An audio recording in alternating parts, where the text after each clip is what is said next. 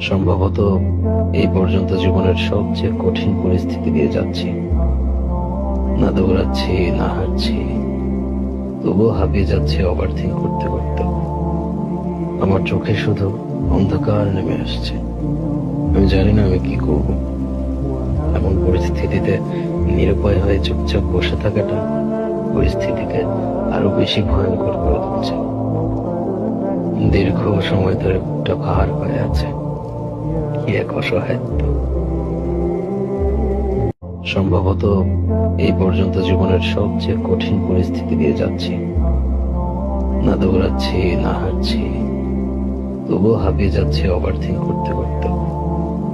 আমার চোখে শুধু অন্ধকার নেমে আসছে। আমি জানি না আমি কি করব।